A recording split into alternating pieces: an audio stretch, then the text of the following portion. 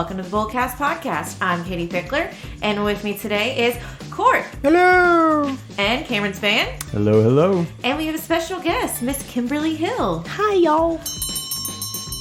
Or Kimba. I mean, many different names. I answer to it all. So Kimba is a photographer. She's awesome. I've done a lot of photo shoots helping her and had different contracts with people where I've brought her in because I consider her one of the best of the best. You know, we've talked about before, we are a financial podcast. I know sometimes our episodes make it seem like, well, are you a financial podcast? But the investment of things that are not necessarily dollars, but investment of time, investment of property, of items. And so photos are something that are a huge investment for people, and it's memories. And I think a lot of times you don't appreciate it until someone's gone or that moment's gone. And so we wanted to do an episode having a photographer on here talking about kind of the behind the scenes of photography business, why it's important and why it's an investment, and kind of just shoot the bull with Kim. But first, as always, we got a list. Kind of a fun list. Very iconic photos. Iconic photos, yes. Yeah, throughout pop culture and history. And so we're going to kind of go through these. So the first one, I'll start and we'll do round robin. Albert Einstein's 72nd birthday. So in 1951, the photographer Arthur Sasse, do we think that's how it's said? No, there's not a chance that we're going to know that off the top of our heads, I don't think. Sasse, I'm so sorry, Arthur, for mispronouncing your last name. Had a golden opportunity to portray the genius in the funniest way possible. It was Einstein's 72nd birthday, and he was trying to make him smile for a picture. Einstein tried to outwit the photographer. I'm sure Kimba's never had anybody try and outwit her. He stuck his tongue out and believing that the photographer wouldn't be able to get this shot, but he was quick, captured it perfectly. June 2009, the original image sold at auction for $74,324, setting a record for a photo of Einstein. It's a great story behind that photo. It is. I mean, I'm going to know it because it's the Einstein tongue photo. I had no idea about that. A little backstory. 72nd birthday photo. Cool. Next on the list is the iconic Marilyn Monroe flying skirt photo. We've all seen it. This famous image is part of a movie filmed by director Billy Wilder. In the script, the protagonists of the scene leave a cinema, and when passing a subway vent in the sidewalk, Monroe's skirt blows upwards. Now, is this a still shot from the actual film, or is this just a photo from the film set? Do we know? Maybe I'm wrong, but I feel like it wasn't supposed to happen, and she didn't know that she was going to walk over, that she didn't mean to walk over the sidewalk vent. So I feel like it's a still image. This is a photo, but this is also a phrase, because I think I've even said to you guys before when I've walked outside of the office and the wind's been blowing, I'm like, oh, I'm having a Marilyn Monroe moment. Yeah, and I think that's kind of sometimes what makes a photo iconic. Kind of what we were talking about before you started recording is what makes a good photo. And I think a lot of times, like, the story behind it is what, you know, a photo is worth 1,000 words, but like the story in it is cool. Yeah. Next photo on the list is one everybody should be familiar with, I would think. Anyway, it's the Beatles' Abbey Road album cover, that iconic photo of the four of them walking in a line across the street in, where is Abbey Road? London. So, yeah, it is said that the session lasted about 10 minutes and the camera used was a Hasselblad with a 50mm lens. Paul McCartney had made some sketches of how he wanted the image to look, but it was the trusted photographer Ian McMillan who took care of the magic. I am sure residents on Abbey Road hate that photo because there are probably tourists for decades, I know there are, who are always on that crosswalk taking photos. And think about that photo has been recreated so many different times. I know, just in fact, our staff we recreated it. Yeah, on Beale Street. Kimba was our photographer, and we recreated that. Okay, you take the next one on the list. Oh, well, okay. American sailor kissing a woman in Times Square. A symbol of excitement and joy at the end of the World War II. That iconic kiss. It was real, right? That wasn't like a stage photo. There's been like theories out there of like who the two people are. Yeah, I don't think they knew each other. Yeah, I think the big story about that picture is that he didn't actually know her and she didn't know him. But it was just this big kiss that was caught. Heat of the moment. Yeah. Heat of the moment. Okay, U.S. troops raising a flag in Iwo Jima during World War II. earned a Pulitzer Prize. So, I mean, this is obviously another one that has been made into bronze. It's been made into so many different things, and it's, I think, a symbolism that is used a ton. No question. It's funny to me because every year I make a calendar with our Pickler bull, and 2 of these so far I have recreated using our bull, the Iwo Jima and the Abbey Road. Oh, you did a fantastic job, by the way, Kim, on this year's calendar. Katie gave me a copy of it, and it's so good. Oh, thanks. Next on the list, Muhammad Ali versus Sonny Liston. One of the most anticipated sports matches of the decade. Neil Leifer, a Sports Illustrated photographer, was in the front row. In his ringside spot, he watched Muhammad Ali square off against his boxing heavyweight nemesis, Sonny Liston. It was only 1 minute and 44 seconds into the first round that Ali dealt a winning knockout blow to Liston's head. I've seen that photo. Is that familiar to y'all? Oh, yeah, absolutely. I'm not even sure you have to be a boxing fan to have at least seen that picture once in your life. I mean, that kind of goes to the whole, like, sports photos. That has got to be super hard, and the number of photos you actually have to take in order to hopefully capture that one shot. Shout out to sports photographers. It is so hard. I photographed a high school basketball game not long ago just for some people that asked me to do it, and I was like, yeah, sure. And I had my equipment. I was ready to go. You know, it's so hard. It's dangerous. You're right under that basketball goal. But to get that shot that you need like that, it's so hard. And I came out of that going, man, I don't know if they get enough credit. You've got to be in the right spot at the right time. And of course, granted, you can just push down the button and let the shutter go if you know you're seeing an iconic scene, but then you still have to hope that you catch it just at that right moment. And I know we've got to move on, but speaking of sports photographers, one of the most iconic sports photos, and also talking about being in the right place at the right time, is that dunk from Michael Jordan from the free throw line. The profile shot. You have all the flashes of the cameras in the crowd. It's an amazing photo. Yeah, all that matters. All that context around it matters, too. I'm not real familiar with this picture. The John Lennon and Yoko Ono picture, perhaps one of the most famous portraits of musicians ever, was this shot of lovers John Lennon and Yoko Ono, which cemented Annie Leibovitz as one of the most influential portraitists of the late 20th century. A lot of the most iconic portraits of celebrities were probably done by her. That was the naked photo. They took shots of them naked. Anyway, yeah. Katie's back over there showing me all of these different images of John Lennon. Right. A lot of new John Lennon. I didn't know that Annie Leibovitz took that photo, and she is in my top all-time favorite goal photographers. She's I had no idea that phenomenal. she took that photo. And I'm not a huge Beatles fan, but I just didn't know that she took that. That's great. Of course she did, because she's fantastic. One of the more interesting aspects of that photo is that apparently it is an iconic photo, but it was also taken hours before Lennon was assassinated. It was the last photograph of John Lennon taken before he died. And again, Imagine. part of what makes a photograph so cool is this context behind it. And because he was assassinated, it made the image so much more Sometimes special. you take a photograph of somebody and you don't know that that's, take out the Beatles and the celebrity of it all, but that's like the last photo, and you took that photo. It's so important. It's so, if it's your grandmother, if it's your dad, if it's your whoever, a lot of times you don't know, and like the weight of that is like, I sometimes wonder about the respect level of, you kind of want that history-making photograph, but also there's human beings behind it, like with Princess Diana and things like that. And sometimes there's I don't know, maybe it's just me, but there's just a line sometimes I feel like that people need to respect the situation. Okay, the last one on the list, Kimba. Oh, the migrant mother. The migrant mother has become the most iconic picture of the Great Depression. Of 160,000 images taken by Dorothea Lange for the U.S. Resettlement Administration, this photo of Frances Owens Thompson with her 2 children gave a face to a suffering nation. That really impactful black and white photo. It's just... Yeah, when you show it to me, I recognize the picture for sure. I've definitely seen it before.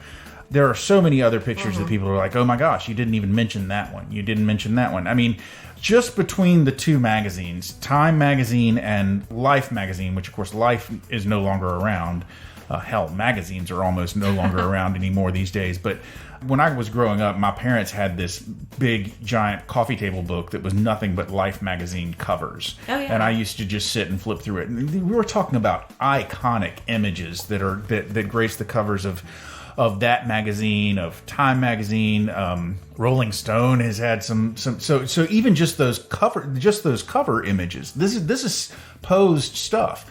But then you've got documentarian photographers, National Geographic, yeah. taking pictures of your beloved polar bears. Yeah, and then like we already said, there's sports photographers, journalistic photographers. You've got artistic photographers who are taking pictures of any number of things in any number of situations under any number of circumstances.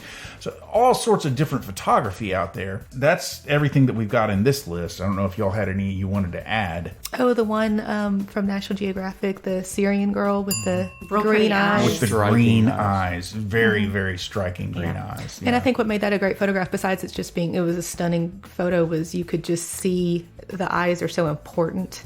And you could just see her and almost maybe whatever she had seen or the trauma or whatever. And just like the migrant mother photo, I think that's a beautiful portrait in general. The expression in the lines and the color and the shadow and the light and everything I think are really pretty, but you can just tell what she's going through almost, you know. My last little comment, and then we're going to throw it over to you, Kimba. But throughout time, the photos have meant something. I will throw a random thing out.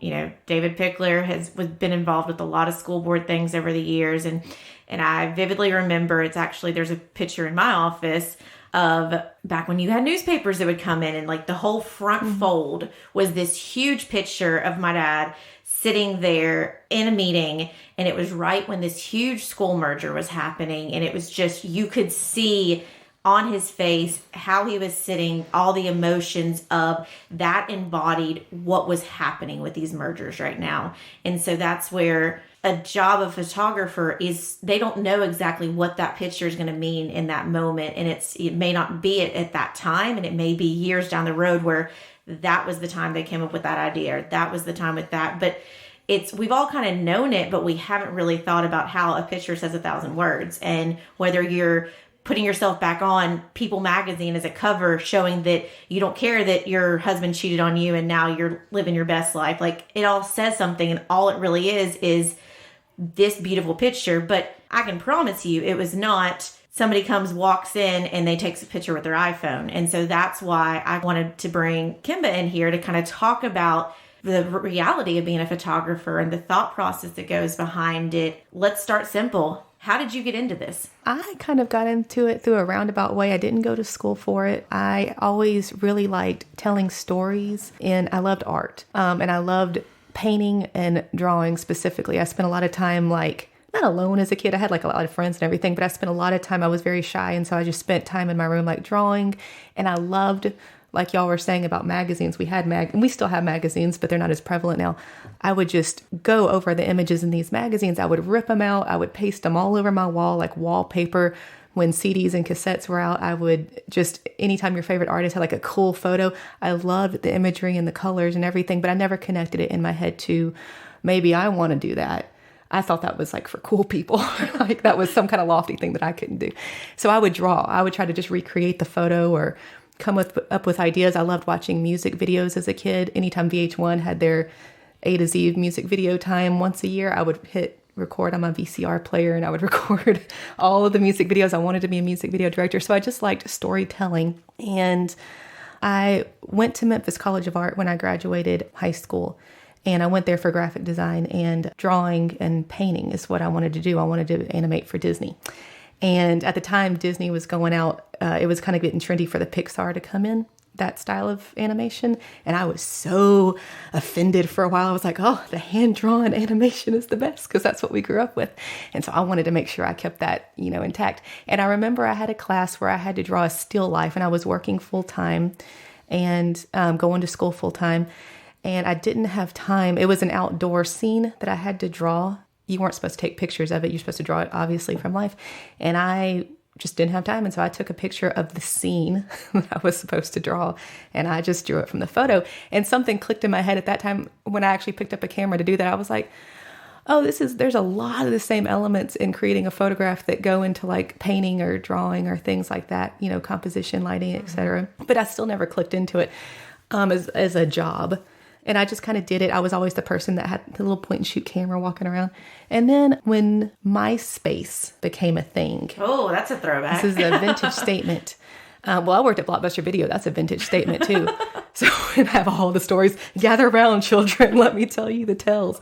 When MySpace became a thing and everybody was, that's when photography kind of really, I think in our recent memory became like an influx of it. And people were taking photos with their little point and shoot cameras. We all probably had one taking your selfies then that aren't the selfies now that we take. Nope. You would set up your little digital camera with your timer and you would take the cool, And because I was a fan of all these magazines and ththese music videos, and I thought, what if profile pictures, what if we could take profile pictures that like looked cool, that wasn't just you going, hey, it was maybe more of you looking like maybe you were in a magazine. And so at the time, that's when it started kind of rotating in my head. But again, I'm very shy, didn't really think that I was the one to do it. So I was just kind of, and you don't want anybody to critique you or criticize you or think that's stupid. Like that was a big fear of mine. And so I kind of started doing that and everything. And at the time, now looking back now, because I still have access to my MySpace profile, it's terrible, the stuff that I was doing. But at the time, I thought it looked cool. And, other people were like, oh, that's a cool photo, And then just kind of over the next little bit of time, it was people saying like, can you take a picture of me doing this? Can you do that? And it wasn't really until my dad had a stroke and he was in the nursing home a lot and he kind of lost his ability to speak, I used photos a lot to communicate with him, whether it was, or videos or things like that, and showing him what I did, with my life, what was going on. And I was like, God, this is so important. This is so important. And I was going through that and then watching how, I was thinking about my career, graduating from college and everything. And I was like, what am I going to do? I feel like photos are going to be a thing that's going to go somewhere, especially now. They're never going to go away. You're always going to need photographs. And it seems like this digital platform that's happening with social media, MySpace, that we thought at the time was it, that looks like that might be a thing. And so when people said, can you photograph me doing this? Can you shoot that? I would always say yes. And I would figure it out later. I would Google it. I would, just kind of look at magazines. I did a lot of my education, my photo education through magazines, just looking at photos and going, okay, how can I maybe recreate that image? I'd started out just by practicing and recreating things, and you learn as you go. And my first official photo job was for Wilson Air Center. It's down there by, I don't know where it is now, maybe by FedEx. It's like a private aircraft hangar. Yeah, it's on Winchester, basically right next to the FedEx Center. Yeah, and they have like different private air hangars and privately owned planes and things. And my cousin knew the guy that owned it, and he said, well, can she take pictures of planes? And my cousin, she's always been like in my corner. She was like, I don't see why she can't, And so she referred, I had no business being down there. I've gotten more jobs early on that I had no probably business doing, but because somebody referred you and you're not going to turn it down. Now I probably would, because I have a lot of respect for like what actually needs to go into it. But I started photographing these planes. I would look at photos of planes and I went into the shoot and I did it. And then it just kind of slowly happened from there. And then I did what everybody did, and I made a little MySpace page that said Kimba Wayne Photography with a really bad profile photo that I thought was cool. And also I'll say this, it was during a time that was about 13 years ago, and photography was not as prevalent as it is now. So I feel like I was really lucky in when I started doing it, because at that time, especially locally here in Memphis, you couldn't turn a corner and run into somebody else that did photography. You know what I mean? Like it wasn't as prevalent, wasn't as trendy. You knew who the photographers were in town. Not that there wasn't a lot, but you really knew when you saw a photo like that's this person, that's this person. And so I didn't have to wade through a sea of photographers to kind of get started. And also I got started because I saw how expensive it was. And now I absolutely understand why it's so expensive. But at the time period, a lot of, people that I knew were getting married, or they wanted headshots, or they wanted things like that. And again, I didn't really know what I was doing. I kind of learned as I kind of was self-taught. But I thought, man, I think everybody should have, I didn't understand. I was like, I feel like everybody should be able to get access to good photography, or get their wedding photographed if they can't. Maybe they don't have the budget for it, or if they don't have the money for headshots. I remember being a kid and wanting headshots so bad because I wanted to be an actress. And headshots then were, to me, expensive. Now that was a cheap price, but then it was so expensive. And so I just had that in the back of my head when I started. I just wanted to make it affordable for people. Had no idea about the business side of it. So I think everybody, if you're thinking about getting into photography, I still learn all the time, take a business class, because that's not something that you think about when you go into a creative field. You kind of do it because you like taking pictures. We have frequently discussed different career paths that people take and the number of people that are in many, many different careers that have absolutely no interest in or really knack for the business side. And there is always a business side. If you're doing something to try and make it your source of living, your source of income, then there is a business side to it. And obviously there's artists out there, there's doctors are well known for really having absolutely no patience for the business side thing. My son studied film theory or something like that. So he wanted to be a filmmaker, but he also minored in business because he knew that, first of all, would need to understand the business side of things if he is successful in the film industry, but also, he wanted to have something that he could fall back on. It's something that Cam and I've talked about a bunch, is that you're like us, Kimba, and I know this because I know you very well. We celebrated our we 10 celebrated year. our friend 10th anniversary in Salem, Massachusetts. Yes. We got a custom song out of it from our haunted tour guide and everything. But it's when you're passionate about something and you're helping somebody out and you're kind of paying it forward, because you and I are kind of that way. Like, you and I partnered together of photographing and coordinating a wedding for somebody. And we know that we went way lower on our prices than we typically would, but because we felt like these people needed it. They deserve to have this opportunity. And so I think it's kind of one of those finding that balance where you're not completely taking away from your livelihood by doing those, but also if it's originally that was your thing, is that you wanted to make sure there was access to photography. So you wanted to make sure these people had it. And I have to go back. I've known you for 10 years and I've never heard that story about that's how you communicated with your dad. And I think that is beautiful that you would show the photos and video. Like, I started getting teary eyes you talking about it, because I think that's really cool of how important photos are. We're fine. No, it just was touching. But that's kind of how I got into it, in a roundabout way. But that was even far before I turned it into like a business. That was like 4 years of just photographing everything and thinking that you know what you're doing and just learning as you go. And yeah, this is a fun episode for me. I've been looking forward to this because hearing you talk, good grief, we have so much in common. Just like growing up and wanting to be in your room and draw, and passion for the arts, and that's why I'm so glad you're here today. Because figure out what course you want to take in life with the arts. But you talked about when you were in school and drawing the still life, and you took the photo, and then you realized it was kind of a similar thing. I know in photography you've got composition, you've got emotion, but when you boil it down, isn't it painting with light?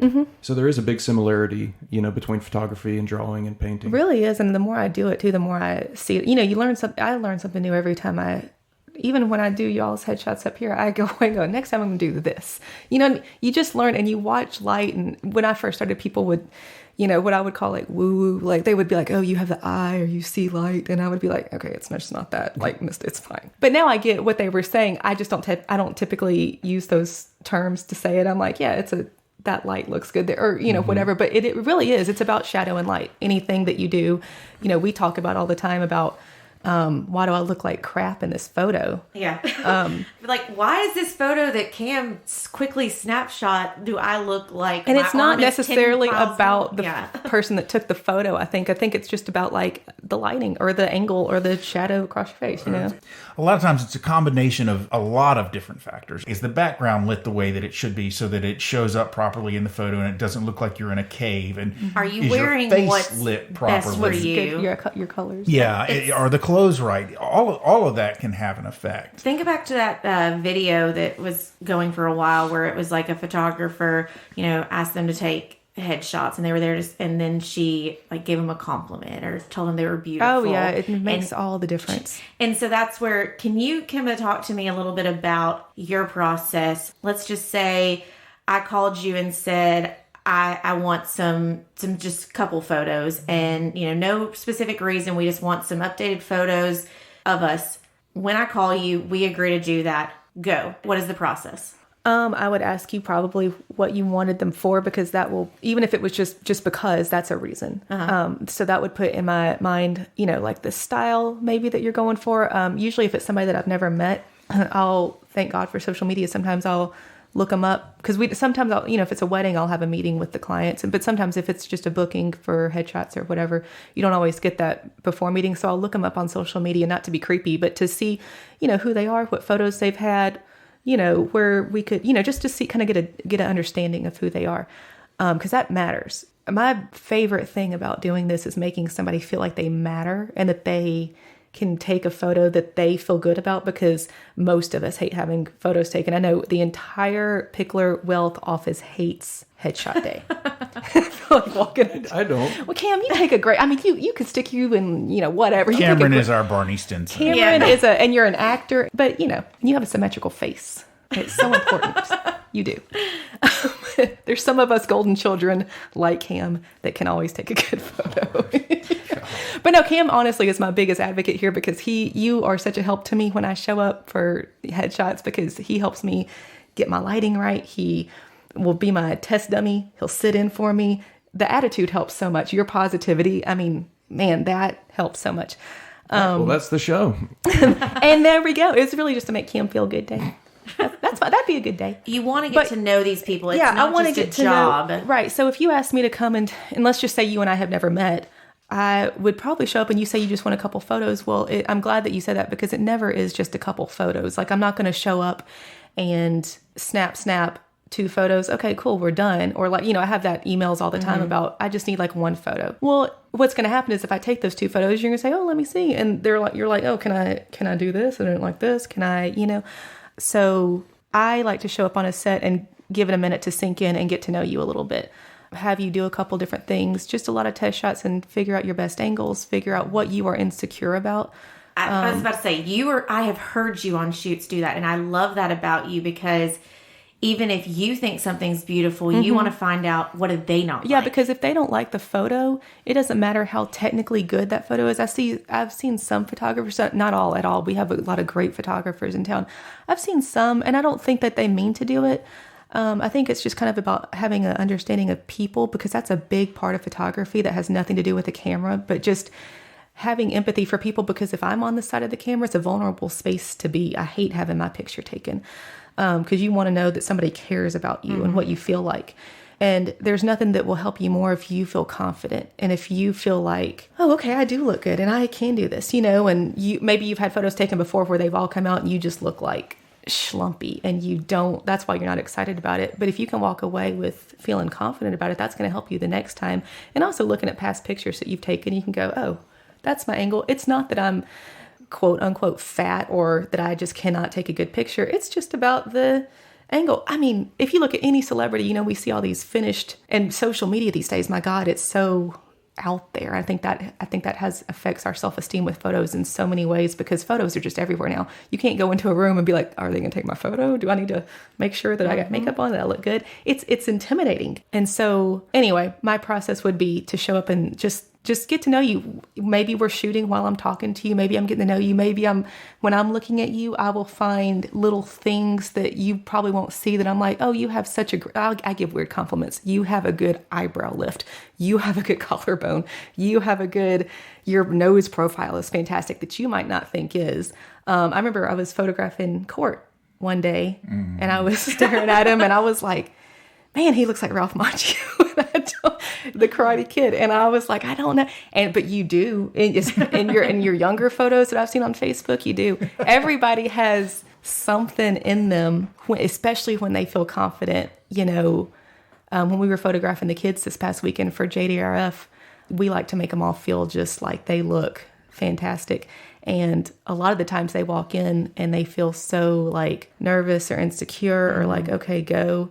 And so I like to spend time with them and like really let them know, like, no, you're looking good. Like you're killing that. So I guess my biggest process is to make you feel like I care about your image. Even if I come in here to take headshots, corporate headshots are just not fun for anybody. I've had them done before and you don't feel like yourself. But I really try, even with everybody up here, I try to just talk to them a little bit and really yeah. And I mean it too when I give them compliments. I'm not just complimenting them because I want them to feel good. Like they really do look good to me, I think my Instagram profile photo you took, my personal Facebook profile picture you took. Got a trend going here. But I mean, I know even, being one of your best friends, I hate getting my picture taken, and you fuss at me about it, but it is something that... But I understand it, though. And I kind of want to shine a light on that first off, just as there's different attorneys, there's different people that fit. For some reason, I think a lot of people think you're a photographer, you can do everything. Right, yeah. And that's not the case. Right. You kind of pick a track of where you're going to be. And so if I asked you to go and photograph the Super Bowl, you would be completely out of your element. Okay. You may be able to go and take pictures in the locker room of them, Yeah, whatever they do in the locker room. I would do that. High-fiving each other. Yeah, but behind the scenes, I think those are always interesting, but I would be probably not the one that you would want to photograph the Super Bowl because I don't know anything about football, first of all. And I think you need to know something about the game to photograph that. And I don't have the experience to do it. Now, old me might be like, okay, sure, I'll go do it. And new me would be like, absolutely not. Talk to me about editing, because obviously we talked about on the front end, you're spending a lot of time trying to do your research. Then when you're in that moment, you're trying to get to know that person and bring out what it is, because obviously we all carry with us the weight. So if you're stressed out going into a photo shoot, you're going to carry that into, unless you get the Kimba treatment of your collarbone is nice, enjoy that. But enjoy that moment. But when the dust is settled, like this past weekend when you photographed the kids for a charity event, and we walked away, we cleaned up the backdrops, everything. The work is not done. Yeah, the editing process, it's different for everybody. It's a lot different than when I first started. I'm a lot faster, but that's also because I have a lot more experience. And again, like I said, you learn every time, and lighting plays such a huge part in it. If you have good lighting, and I'll give makeup artists a shout too. Makeup artists are they're invaluable. If you get married or have a headshot session or whatever, it's not a bad thing to invest in a makeup artist, because they can really make that image pop where not a lot of editing needs to be done. Photographers will say if you can get it right in camera as much as you can, it'll speed up the editing process in post. But sometimes, if you're in a situation where maybe it's wedding day and the bride is getting ready in, a basement room with no light and whatever, and there's no room to set up lights, and they want candid photos, so it's really not that kind of situation. There's some posts that will go in there, but I think people, when they think of editing, I think it's kind of gotten a bad rap. Mm-hmm. I never shot film, but I have read up on it. They used to do editing, what we call editing, in dark rooms, as far as dodging and burning and all kinds of editing has been around for years. It's not a new thing, but I think it's gotten a little bit oversaturated because of, iPhones and things like that. And they think it's just down to putting a filter on it and calling it a day. And most of the editing that I do, again, in my early years, I would use it as a crutch because I didn't have the skill sets. I didn't know what I was doing. I never panic on a photo shoot set, but sometimes in my head, something will happen. I'm like, oh God, okay, all right, I'll deal with it in post. You know what I mean? And that was a lot of my early years, just not knowing what I was doing. And so I would overcompensate a lot then. But now a lot of it is basic. Like if you film a movie, you're going to have color correction, or you're going to have noise reduction, or you're going to have anything. Because if you're if you're in a basement room with fluorescent lighting, that's not pretty lighting. That's just not, so in post, and that's going to make your image probably have a yellow hue to it and take away the color of your wedding dress. Like if you have a pink dress and it looks like it's got some, or if you're shooting outside in greenery, it's going to reflect on that white. And that's not anything down to anything other than just that's how lighting works, right? Or blue, you never notice more colors how they hit until you start taking photographs all the time. And now I'm like, man, there's some green on that face, there's some yellow in that. And so that's what you do, is you just kind of adjust those colors a little bit. Editing is not sucking somebody's stomach in or giving them liposuction or giving them a skinny arm when their arm looks fat. Now, I have done all of those things at the request of people if they have requested it. Nothing extreme, but I get it. If you have a turkey arm and you don't really want that on, I get it. I might just take that out just a teeny bit. It's still going to look like you, but I get it. Lord, I've done it to myself. We all have done it. But it's not Facetune apps. It's not plastic skin, when you edit a photo so much. In my early days, before I knew anything about anything, I did it because you think something looks good. Or in the early days, I think the high contrasty color saturation was a thing. Or where you make the photo black and white and then the one the rose is red. And that's all fine. But that's not really, when photographers sit down to edit, that's not what we're doing. Those don't age well. I know I've got some old photos on my phone that are kind of where it was like all black and white and just my eyes are but that was fine then, that was the trend then, like and there's nothing wrong with it, but yeah. you do see a trend in photography too, and the editing styles. Now again, with editing, there's a basic editing thing, what I was just talking about with color adjustments, or if you're in a dark room and you got to bump up your ISO, which is just how your camera is sensitive to light, and the higher your ISO typically goes up, the more noise is going to be in the photo. The photo will be lighter. Like if you're in a dark room, if we turned off the lights in here and I had this window open, I'd bump my ISO up, but it's gonna be noisy, and so I might reduce that. But then after that basic stuff is done, then every photographer kind of has a style. Some are very basic and very straightforward, and that's fine. I think it's what your client likes. Mine has fluctuated over the years. Mine is right now typically pretty clean. There's just different editing styles, and usually you can go through Facebook or Instagram and see them all. I mean, and that's just the style of the photographer. And so you got to find one that fits you and what you like. You hear the terms a lot like bright and airy or dark and moody or things like that. So sometimes you might do little tweaks to make it pop, but it's not. I think, again, people talk about, you can edit that in post or you can do that. That's not what we're doing. No, they have actual specialties of people that are photo editors. I've talked about Annie Leibovitz. She has a whole team.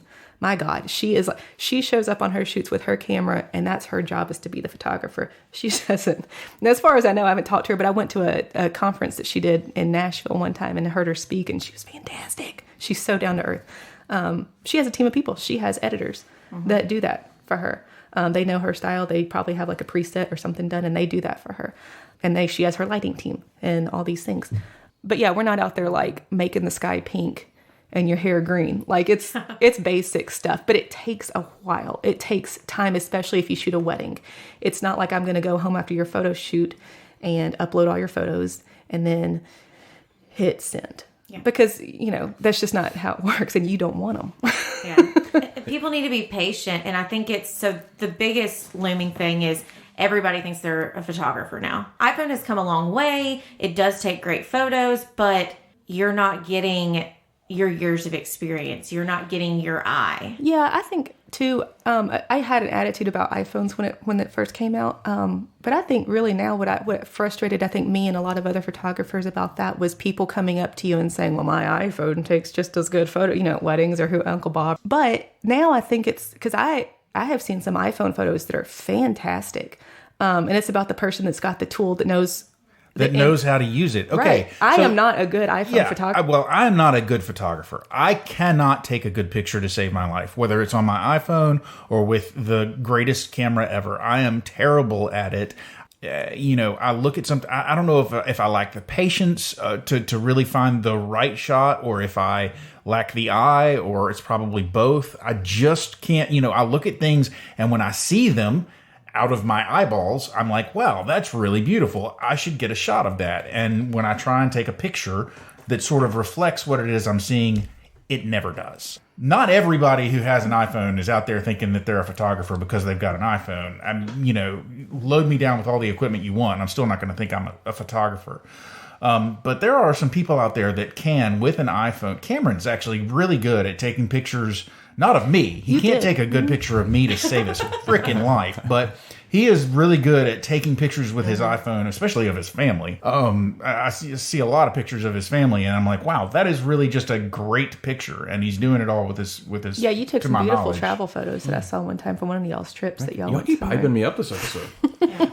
A few minutes ago, you were talking about fluorescent lights, and in college, I worked at a photo lab, and my job was to color correct before printing. And the most difficult part was color correcting fluorescent lights on human skin. The way skin reflects fluorescent lights, it makes you look like you have jaundice. It makes you look sick and green. Mm-hmm. It's awful. How did you? So was it digital that you were doing all that, or? Yep, it was digital, and so a lot of times you have to add magenta to it to kill the green. Yeah. Another thing I wanted to say, that I have a freelance logo design company, and I've given some presentations on the power of a logo and how it's a big part of the first impression and how it matters. And small business owners usually aren't creative, and so they don't see the reason for good Yeah. logo design. Can you talk about photography and how that's a part of a first impression and kind of a part of the whole branding story? Yeah. I get hired sometimes by real estate firms or by businesses or whatever to do, photos of their staff or their place of business, or or even small businesses. Like I'll work with some musicians a lot on promo photos for their upcoming CDs, or maybe they haven't even recorded a song yet but they want their image out there, or whoever it is. When people see you, first impressions, just like when we meet anybody, your first impressions matter.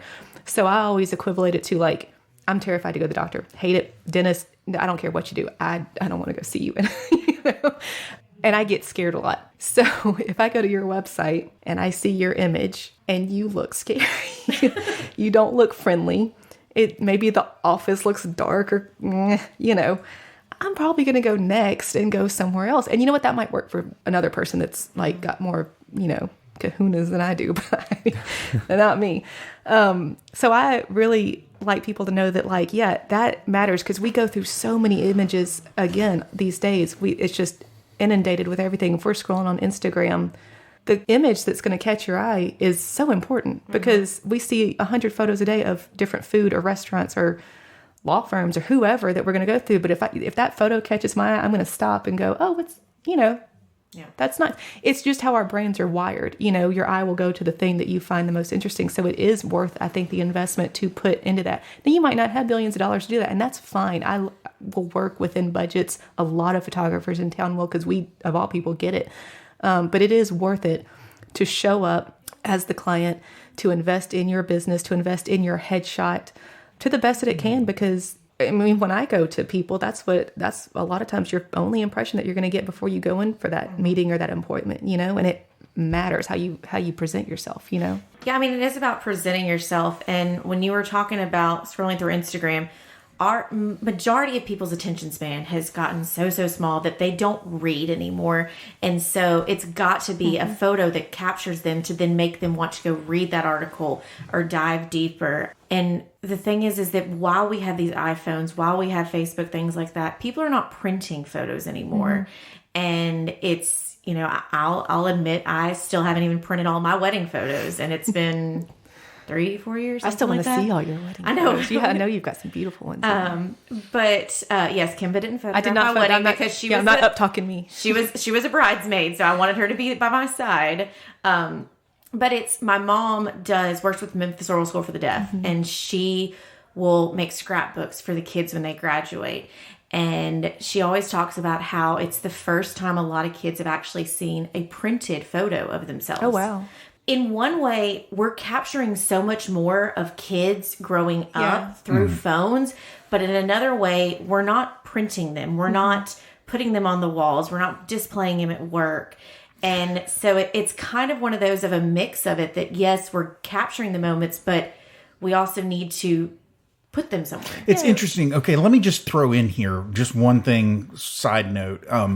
My kids were growing up when as a society, we were really going through the transition from print photos, from film cameras and print photos to digital. My daughter, who our audience has met, frequently claims that we don't have any pictures of her. Well, that's not true.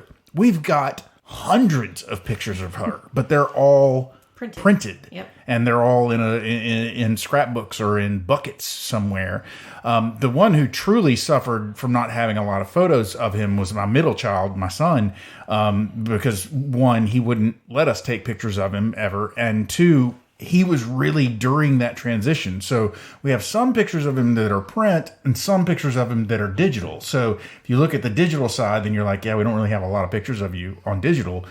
We don't really have a lot of pictures of you on print. We have some on print, some on digital, and you combine them, and okay, you've got a decent amount of pictures of those you would actually let us take. And then my youngest daughter, 99% of the pictures we have of her, if not 100% of the pictures we have of her, are digital pictures. Yeah. So this was right there between 98 and 2002. That's how quick the transition happened in terms of, okay, people are still mostly printing out their pictures to, okay, people now are just keeping everything digital. Okay, I got kind of a financial thing, and then I've got some rapid fire questions for you, Kimba. But the investment of photography. Yes, it's money, but you need to think about it. It's kind of one of those, as so many things are out there right now of the mom taking all the pictures of the kids, or taking pictures of the kids with the dad, but there's very rarely any pictures of the mom with the kids.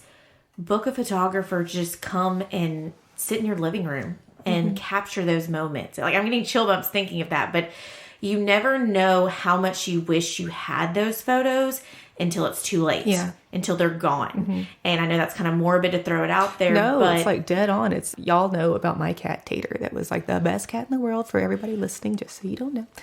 And before he died, maybe a few years before he died, 2 or 3 years before he died, I realized like I have a lot of photos of him, because obviously I do, but I didn't have any photos really like with him. And so I got my sister to come over. I gave her my camera, and she's not a photographer, but I just said, I don't care if they look good.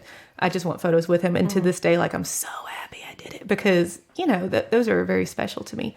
I think, you know, you get so busy with your families, from what I hear from my clients, you know, and it's absolutely understandable. You have kids, you have jobs, you have, you know, things you have to run to and from, and you just don't have time to, you just forget. It's not like that you don't want to, you just forget. And I get that. And there's a lot of pressure, I think, on moms specifically, and families and dads too. I mean, everybody, they show up, it takes a lot to get your kids ready to go. And by the time you get everybody dressed and ready, it's exhausting. So you just don't even want to do it. But I think it is worth investing in it, even if it's once a year, even if it's once every couple years. And in the between, take photos of yourself. But don't worry if you show up to that photo shoot and your kids are acting nuts, because they probably will.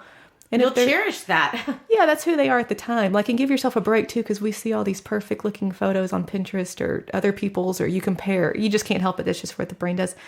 But it's never by yourself. Like, it's the same experience for most people across the board. And so you take, again, going back to you never take just one photo. You're going to take about 100 photos to get that few cute little photos, whether they're candid or not. A lot of people want candid, but they really want like controlled candid is what I called it. You know what I mean? Because you don't want candid and you're sitting there like... And the other thing I'll throw, because I know Court and I are guilty of this, is don't just put off photos because you don't feel good about yourself. Oh God, yeah, that's important. It's because before the Salem trip, I mean, I've really had watched myself. I would take pictures of other people.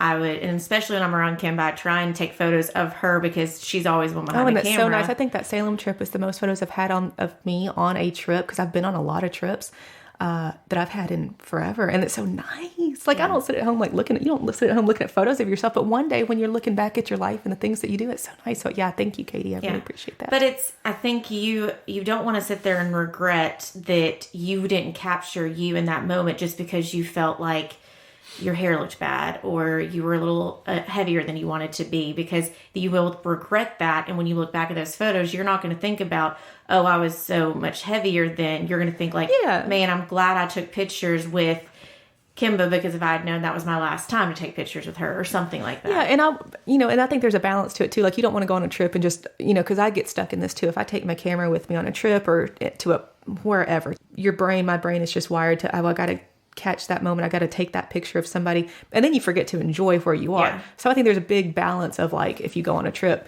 enjoy where you are. Like, don't have that camera. You don't have to take photos of every tiny single thing. Concerts and stuff. We all do it. It's fine. But enjoy the concert. Enjoy the experience. Oh gosh, anytime I've shot a concert, I am so, and I'm supposed to be taking pictures of this concert, but if I'm in that pit and then like the front row is like right behind me, like maybe it's like a standing, pit thing, I'm so self-conscious of like ruining somebody's experience. I don't want to get in their way. I'm always like, ooh, because they're here to see the show, right? But yeah, have your picture taken, Mom. If it's not like, if you don't feel good, sometimes I'll say like the photos aren't for you necessarily. They're for your kids or your family or your friends down the road. Because, like Court was saying about digital photos that his kids, have or don't have, and the photo albums that we all used to grow up with. And I'm sure you did, and y'all probably did, looking back through your parents' photo albums or just, that's something that I did all the time. And I don't think kids do that these days. They're so focused on the current image. But when I look back at photos of my mom and dad, when, I'm sure they didn't always feel amazing in those photos, but what I see is like, y'all look, I'm not looking at them like, man, y'all look rough. I'm looking like, that's my mom and dad, and that's cool, and that's where we went when we were kids. And And if it's like a professional portrait photo shoot, then sure, that's a whole other ball game. Like, yeah, but if it's for your kids, just know that and I know a lot of other photographers, we care about how you look. We really genuinely do. I don't want to speak for everybody, but I have worked with enough of them to know that they really do. But I go into photo shoots and I'm very aware that you don't feel good as a mom. It's not that hard to figure out. I'm a woman, so maybe that's why, because we just don't ever feel perfect.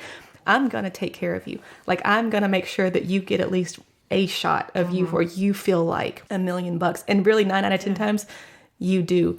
Or you look good. You look better than you think you do. But I know what you see is not what I'm going to see when you look at that photo, But like, I'll even throw to you what you did with your sister. Like, she wasn't crazy about wanting typical maternity photos, and you were creative and photographed a great like Sex and the City nod. I only did that for her announcement photo. She never let me take maternity photos of her. She didn't feel good. I don't think I have any maternity photos of her. I even told her, like, we don't have to do a whole shoot. We don't have to do it at all. Just get some pictures of you pregnant, because at some point you're going to feel gross. Now in like 10 years you're going to want to see yourself pregnant, because I love looking back at pictures of my mom pregnant, and I don't think she ever really got any. I think there's a couple, like, she helped me on behind the scenes on a photo shoot. She took some photos of me working, and I had a photo of her when I would try to sneak it, and now she tries to find them, but we never did. It didn't always have to be professional, but photography and photos just in general, even outside the profession, are important. They are gonna be what you remember, and they're not necessarily for right now. Like, when we grew up with the little instant digital cameras, we had to take our film to get developed, and we had to wait to see what those photos. People aren't patient anymore. You want to reminisce instantly now. I saw a line in an article like yesterday. It said, back when you had to wait a week to realize that you had 15 pictures of your thumb. Yep. Right. We're just so used to the instant gratification these days, and it's nice to like reminisce on your photos, but like, that's the point of reminiscing, is you look back later. Knowing that when you say, oh yeah, we took photos this weekend, it's going to be a little before I get it back to you. It's because you want to spend the time. You want to make sure that they get the product they deserve and that they want, and not that you just rushed it to get it to them. Well, yeah, and also, I mean, just from the business part of it, like, that's not the only photo shoot that we're going to be doing. So like, a photo shoot doesn't, like you said earlier, doesn't just consist of showing up the day of the photo shoot. It's about the prep work, the preparing the lights, the getting mentally ready for it, because it's a mental exercise.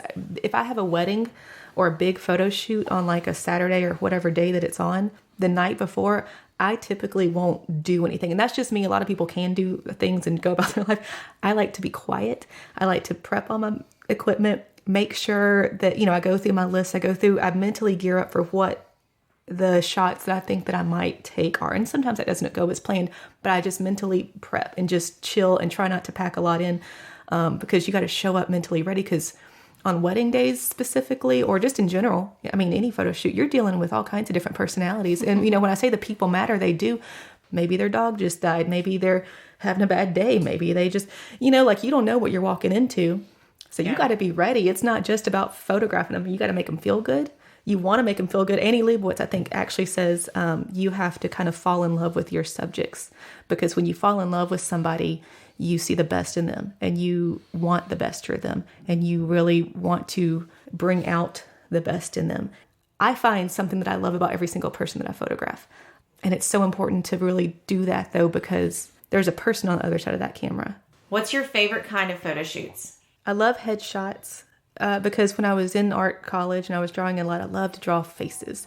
Anytime I say that, I think of like Robin Williams and Mrs. Doubtfire that says, or like, you do voices? I do voices. I love faces. And I would draw a lot of faces. And so I think headshots kind of scratch that itch for me. But also, I love theater. I love acting. I love film. I love all that stuff. And so to get to create those people's business cards for them, and to watch an actor work, like, if you ever do a headshot of somebody and they're an actor and they go through different little character nuances in their faces, it's so fun to see. I love working with seniors, as far as like, not like seniors in a nursing home, but I love working with them too, though. But senior, kids that are graduating and they're doing their senior photo shoots.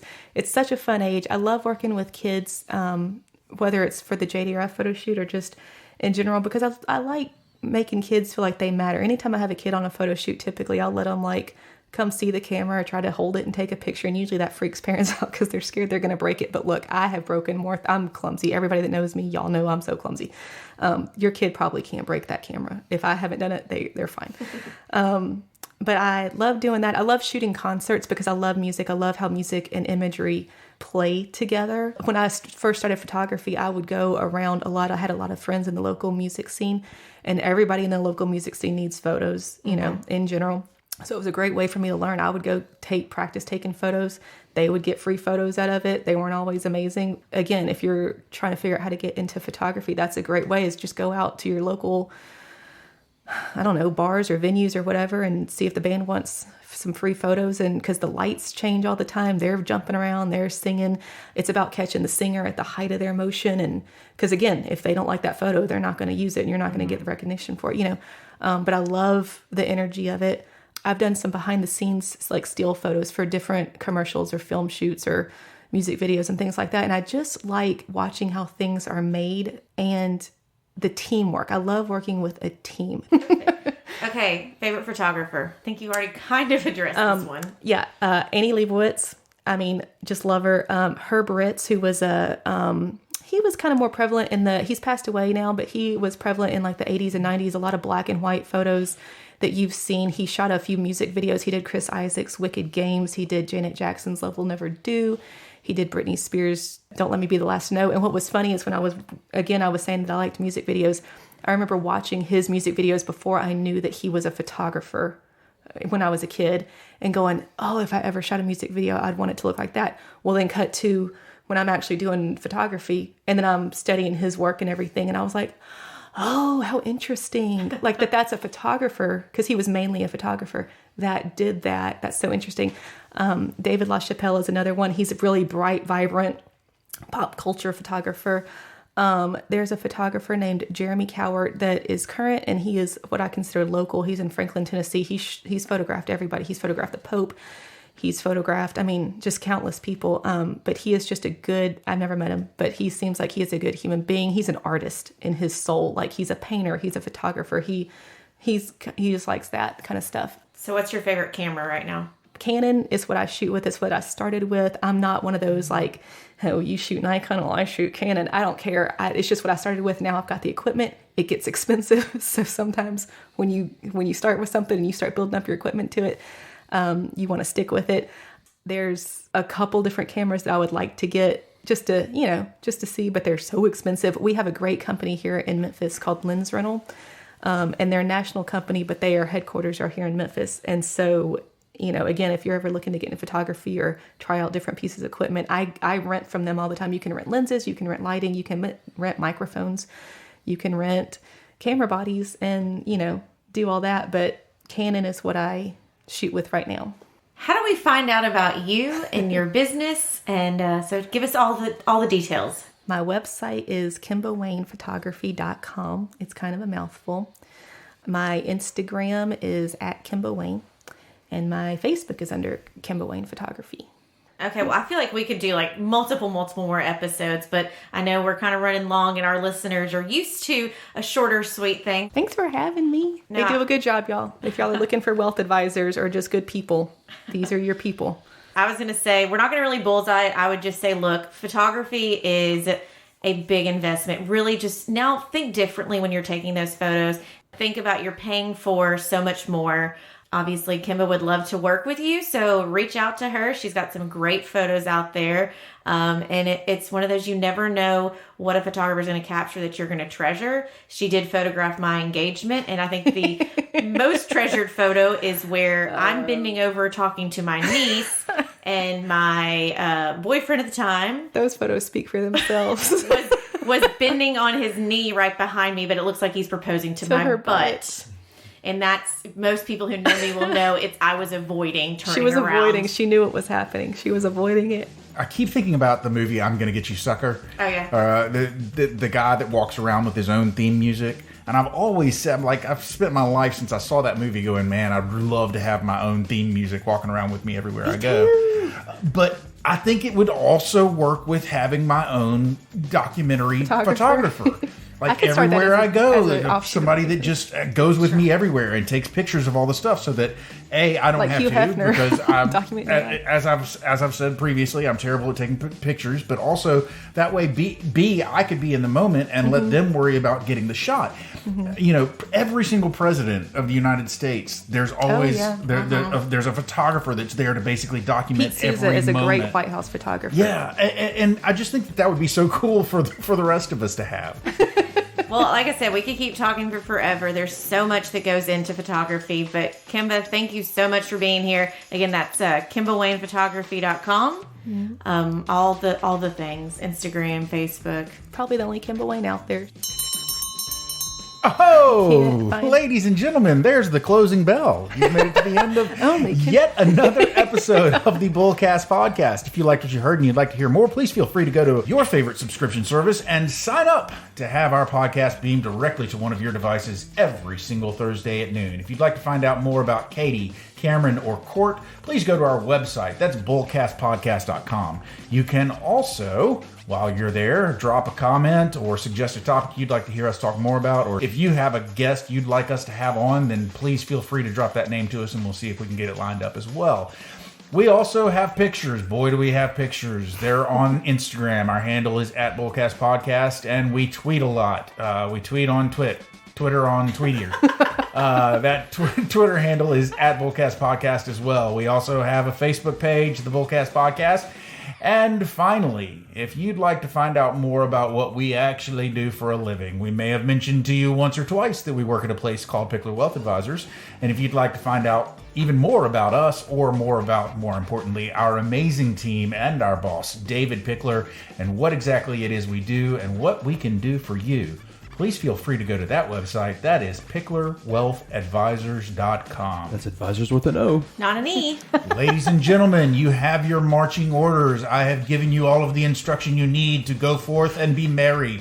So for now, I'm Court. I'm Katie. I'm Cam. Thank you, Kimba, and we're out.